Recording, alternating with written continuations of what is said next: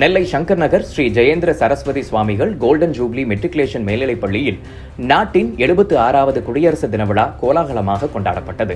இறை வணக்கத்துடன் துவங்கிய நிகழ்ச்சியில் பள்ளி மாணவிகளின் பேண்ட் வாத்தியங்கள் முழங்க பள்ளி முதல்வர் உஷாராமன் தேசிய கொடியேற்றி வைத்து சுதந்திர போராட்ட வீரர்களின் படத்திற்கு மலர் தூவி மரியாதை செலுத்தினார்.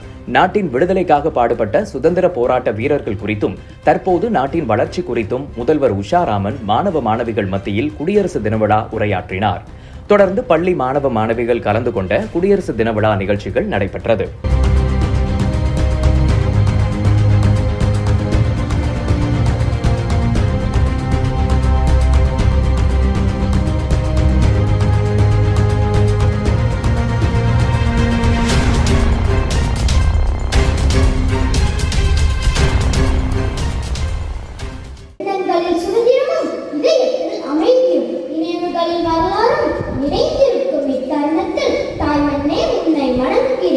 மக்களாட்சி வளர்ந்த நாள், நம் பாரதம் குடியரசாக மாறிய பொன்னாள். நமக்கான இந்நாளில் சகோதரத்துவம் பழகி சுதந்திரத்தின் உன்னதத்தை உணர்த்துவோம்.